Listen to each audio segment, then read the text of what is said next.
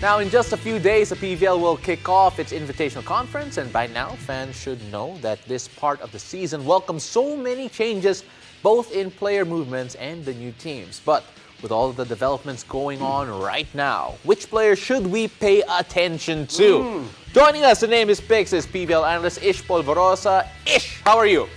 Hi guys, good evening. I'm good. Welcome back. Here. Yeah. You picked a really interesting list of players here. So Right. what were you looking for? I mean, criteria mo muna when you were picking out the players that we should pay attention to? Well, first of all, I took into account the last conference, their performances there. And that's where I drew my conclusions. And then, of course, the UAAP and, of course, their international stints. I also watched their games. So feeling ko that's how they can contribute in the next conference. And speaking of international games, one of the names that you will start with her Right. doing so well, Right. turning back the hands of time Yep. in the AVC Cup right now. Ng Aiza is putting on a vintage performance. So why did you pick her? Well, a lot of people have been wondering, no, is she already in her twilight years of playing? But, I mean, just watch her play internationally. I mean, the power might not be there katulad nung nasa college years pa siya, but the precision in all her attacks yeah. and the leadership. And that's it in the international stage. What more in the PVL Invitational Conference? And she's coming off a great Yes. All-Filipino. Correct. Right? That's a very good point as well. I agree. You know, you take a look at yung style niya, and we have enough time to talk about this, but then what is it about yung style niya ngayon that makes her game translate in today's modern, quicker game? I think it's more of how she uses her brain when it comes to playing inside the court. Kasi it's not just all about power for her. And a lot of angles which are very hard to do for any spiker, men's and women's. Grabe yung mga cut shots niya and then yung mga down the lane hits niya and off the block hits niya.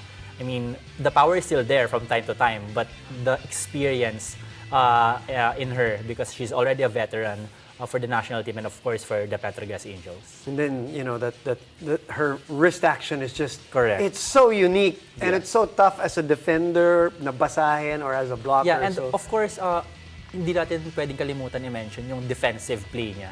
Yeah. She's also very good at defending on the floor. And of course, passing opposite nga rin siya, di ba? Right, So right. that's very rare. Right, and I did say last conference, parang I've also seen that she's in the best shape of her etong lately at the last couple of years. So that does well for her, or bodes well for her. Now, speaking of brain and discarte, you also picked somebody who's always in that category, si Kim That's Fajardo. Kim Fajardo, of course, we know that she experienced an injury, I think, Right. in the past couple of months. But in the last conference, we saw how she put up a good fight, no? When it comes to going up against Janelle Cheng and Gia Morado, de Guzman, when it comes to the setting department. And napakadami niyang excellent plays in the last conference. And I think in time, kasi may mga bagong players sila sa F2 like Myla Pablo, Yeah.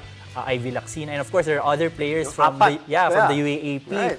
And I think being the veteran that she is, no, I think slowly but surely nakukuha niya na ulit yung groove niya, which is good for volleyball fans around the country. You know, we always talk about how important health is, and I Yeah. think we see that especially kay Kim.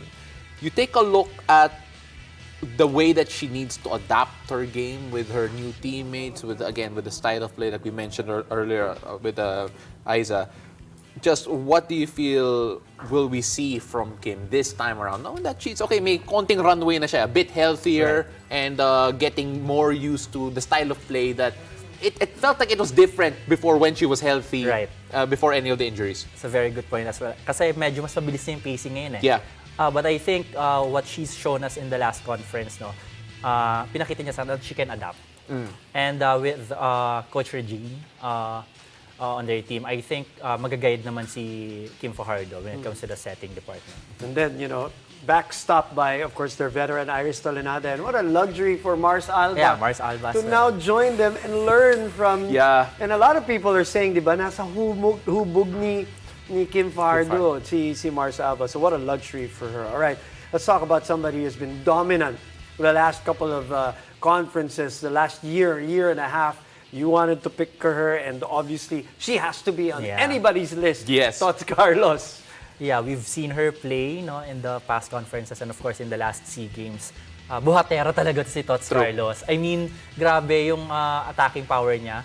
And in the last conferences as well, we saw that she had to fill in the opener position because Aiza Valdez incurred an injury. So, dun niya mas na-hone lalo yung defensive skills niya, especially her passing and her defending skills. And I think under Coach Sherwin, she's tremendously improved on those categories. You know, you mentioned that Aiza, she's looking a lot healthier and could be featuring a lot more creamline. How do you think that affects Tots this conference around, considering that, yeah, she did have to fill a gap last time around, but now, you know, that gap is, you know, a bit filled again.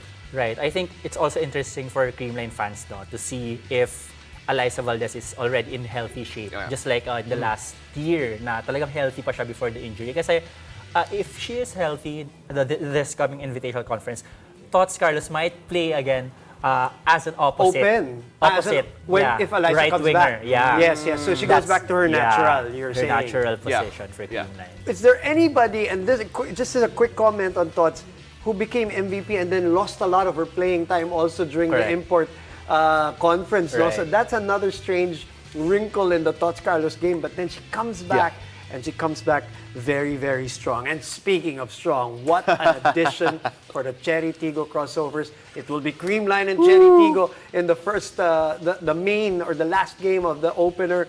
Ea Laure the spotlight is on her. Yeah, blockbuster kagad yung first game nila, no? Kasi she's going up against one of her idols in Aiza Valdez.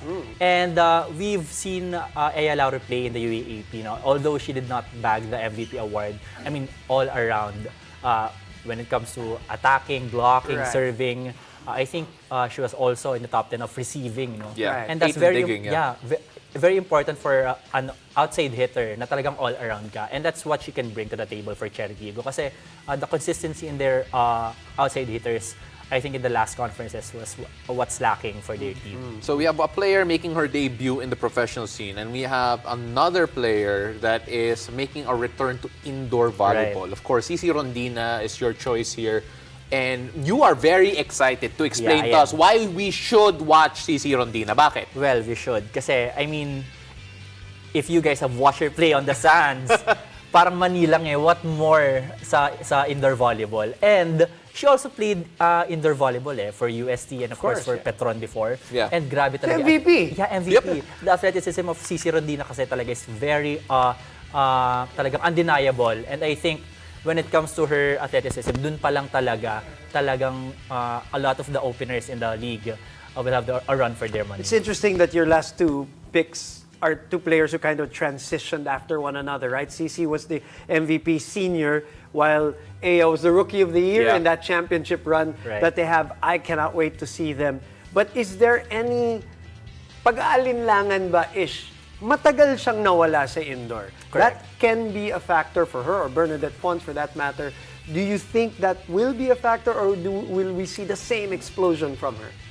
I think the explosiveness when it comes to Sisi Rondina and Ea Laure will still be there. I think it's just gonna be a question of I mean, yung familiarity and chemistry, especially in the first few games. Kasi you won't get it right the first time. Right. So, for sure, may mga jitters pa yan. Choco-mucho pa, ish. Ang daming fans, and syempre, I mean, ang daming nag-expect. Pressure. Yeah, the pressure is there. But then, I think, once the tournament passes by, I mean, makukuha na nila yung isa't isa. And under Coach Dante, which is also a very good tactician. Correct. I think they're in very good hands. She's a wonderful addition for exactly a team like Choco-mucho, because she doesn't care about the other stuff, right? Yeah, this she girl doesn't. plays to the crowd. Ish, that is a great list. It's a great list that you come up with, and there's still so many more stars to watch out for. You can catch that all, of course, on PVL Opens, the Invitational Conference this weekend. Again, Ish, maraming salamat. We can't wait to see you at the games, and we can't wait to see these players as well. 5 days away. We're so excited. Thank you, Ish, for coming over to the show. Thank you, guys.